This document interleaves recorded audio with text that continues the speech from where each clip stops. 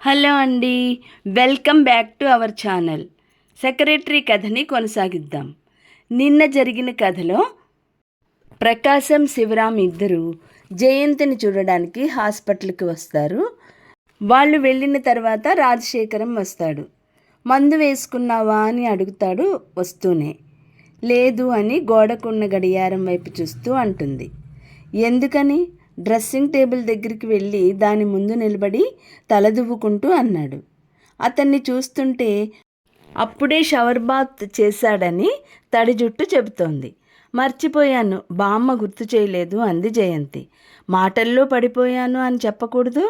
మందు కూడా మర్చిపోయేంత బాగా అయిందా కాలక్షేపం? జయంతి గతుక్కుమంది. అయితే శివరాం వాళ్ళని శేఖరం చూశాడన్నమాట.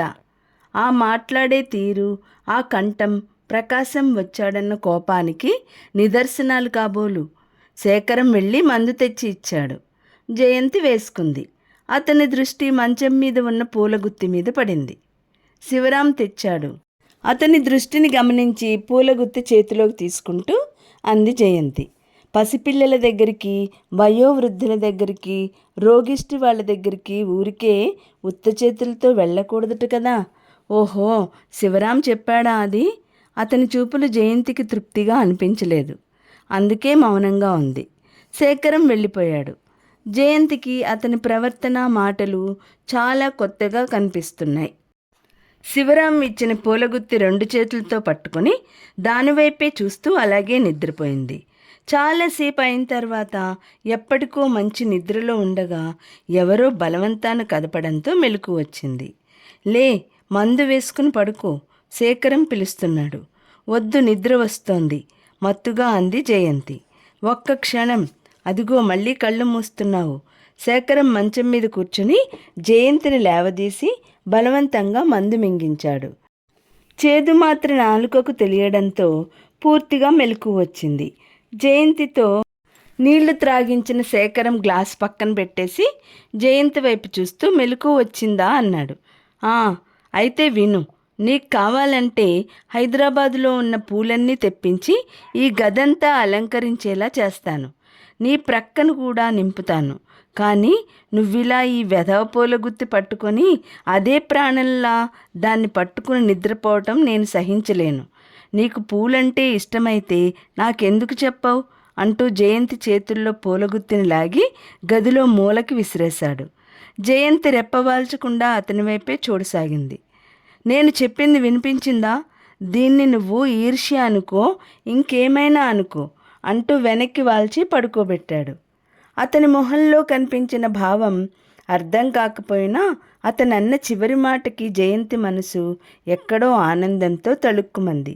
ఆప్యాయతతో కూడిన అధికారంలో అంత మధురిమ ఉంటుంది కాబోలు అనుకుంది. జయంతి కళ్ళు తెరిచి చూస్తుండగానే అతను లైట్ తీసేశాడు. బామ్మేది? చీకట్లోకి చూస్తూనే ప్రశ్నించింది. అర్ధరాత్రి వేళ తనను లేపి మందు ఇచ్చే అవసరం అతనికెందుకు కలగాలి? బామ్మకు బొత్తిగా మతిపోతోంది. పడుకుంది, నిద్రలో ఉంది.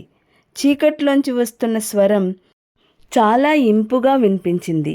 తర్వాత అతనేం మాట్లాడలేదు. జయంతికి చాలాసేపటి వరకు నిద్ర పట్టలేదు. మర్నాడు అతను బట్టలు వేసుకుని బయటకు వెళ్ళబోతూ జయంతి ఉన్న గదిలోకి వచ్చి బీరువా తెరిచి ఏవో కాగితాలు తీసుకుంటుండగా మేము ఇంటికి వెళ్తాం అంది. రాత్రి నిద్ర పట్టనప్పుడు చాలాసేపు ఆలోచించి ఈ నిర్ణయానికి వచ్చింది. ఏ ఇంటికి అన్నాడు అతను, కొంచెం కూడా ఆ మాట మీద కుతూహలం లేనట్టు. జయంతి సమాధానం చెప్పలేదు. పెదవి కొరుక్కుంది. అతని కాగితాలు చూస్తూ నిలబడ్డాడు. చాలాసేపు అయిన తర్వాత మా ఇంటికి వెడతాం, జ్వరం తగ్గిపోయిందిగా అంది. అది చెప్పాల్సింది నువ్వు కాదు, డాక్టర్.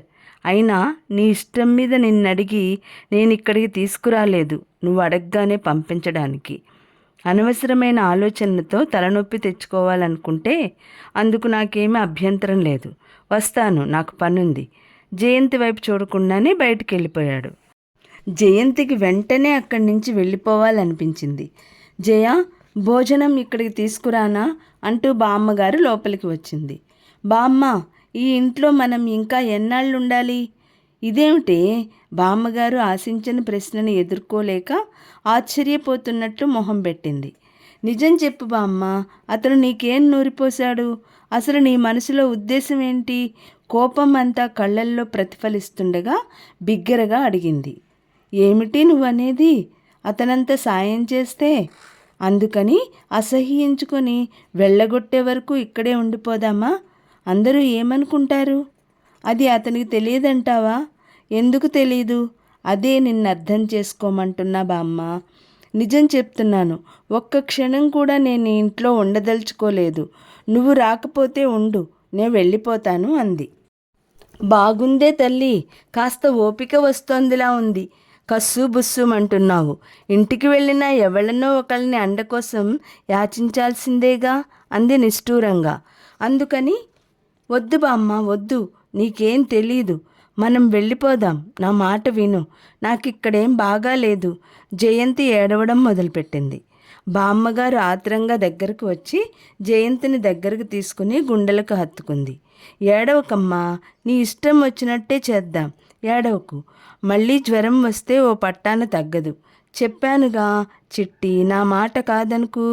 కొంచెం సేపు అయిన తర్వాత ఏడుపు తగ్గిన తర్వాత మన ఇంటికి వెళ్ళిపోదాం.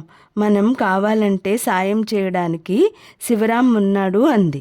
ఎవరు? ఆ ఎర్రటి పిల్లాడా? బాగానే ఉంది. వారానికి ఓసారి ముఖం చూపిస్తాడు కాబోలు. కాదు బామ్మ, నీకు తెలీదు. వాళ్ళకి ఈయనంటే భయం, అందుకే ఇక్కడికి రారు అంది జయంతి.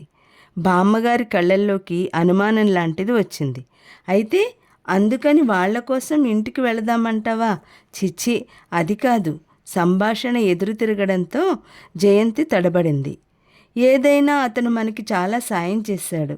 నా చర్మం ఒలిచి ఇచ్చినా అతని రుణం తీర్చుకోలేను. అతని మనసు నొప్పించటం నాకు ఇష్టం లేదు. మెల్లగా చెప్పి వెళ్ళిపోదాం అంది ఆవిడ మనవరాలు జుట్టు సవరిస్తూ. తరువాత సునంద వచ్చినప్పుడు 2-3 రోజుల్లో ఇంటికి వెళ్ళిపోతున్నాం అంది. పూర్తిగా తగ్గకుండానే సునంద ఆశ్చర్యం వెలిబుచ్చింది. తగ్గకపోవడం ఏమిటి? నార్మల్కి వచ్చేసింది. ఇంకా ఎన్ని రోజులుండాలి? నాకు బాగాలేదు. అవుననుకో, కానీ నీ మొహంలో నీరసం పోలేదు. జయంతి నవ్వింది. బాగుంది. నేను మళ్ళీ ఓ మనిషినవ్వాలంటే కనీసం ఓ నెలైనా కావాలి. అంతవరకు ఇక్కడ ఉండడం మర్యాదేనంటావా? అవును, కానీ ఈ పరిస్థితుల్లో సుఖమైన వాతావరణం వదిలి కావాలని ఇబ్బందుల్లో అడుగుపెట్టడం కూడా మంచిది కాదనుకుంటాను. నీ అంతట నీవు వచ్చి అతని నెత్తికెక్కితే అది వేరే విషయం. ఏం, అతనేమైనా అన్నాడా అంది కుతూహలంగా చూస్తూ. లేదు, అనడానికి ఏముంది అసలు, కానీ నాకే ఇష్టం లేదు. ఇద్దరి మధ్య నిశ్శబ్దం ఏర్పడింది.